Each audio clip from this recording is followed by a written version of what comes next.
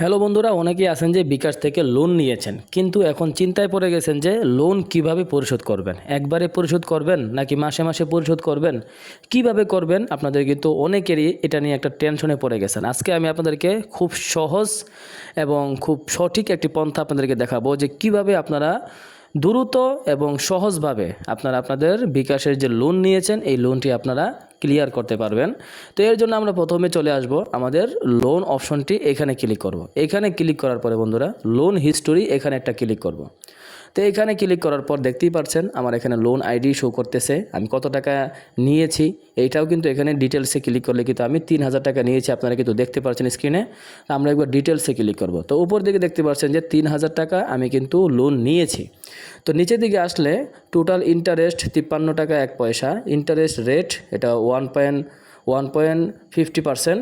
তো মানে এখানে বিস্তারিত আপনারা সব কিছু কিন্তু দেখতে পারবেন। তো নিচে দেখুন আমি কিন্তু লোন রিপেড আমি কিন্তু 1751 টাকা কিন্তু আমি পেড করে ফেলেছি।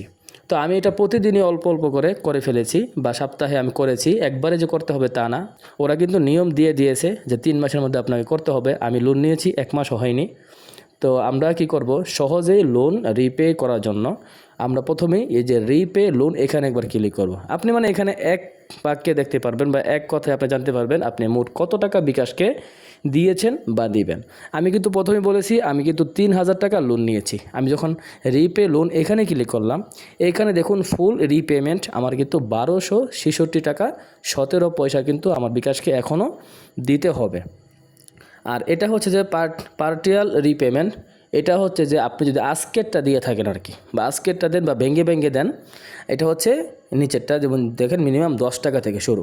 আপনি এখানে ক্লিক করলে আপনি 10 টাকাও দিতে পারেন, 100 টাকাও আবার কি দিতে পারেন, অথবা চাইলে 500 টাকাও দিতে পারেন, মানে আপনার যেটা ইচ্ছা।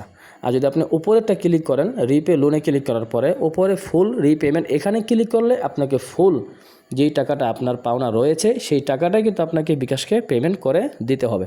এখন আপনি চিন্তা করলেন যে আমি একবারে দেব না, আমি ভেঙে টাকাটা দেব। সেক্ষেত্রে আপনার করণীয় হচ্ছে যে আপনি রিপে লোন এখানে একবার ক্লিক করবেন, তারপরে এই যে নিচের 2 নম্বর যে অপশনটা রয়েছে এই পার্টিয়াল রিপেমেন্ট এখানে একবার ক্লিক করবেন। এখানে ক্লিক করার পরে আপনারা কি করবেন, আমি সাপোজ আপনাদেরকে দেখানোর জন্য আমার যেহেতু 1266 টাকা আছে, তা আমি এখান থেকে 500 টাকা আমি রিপে এখন লোন ক্লিয়ার করব।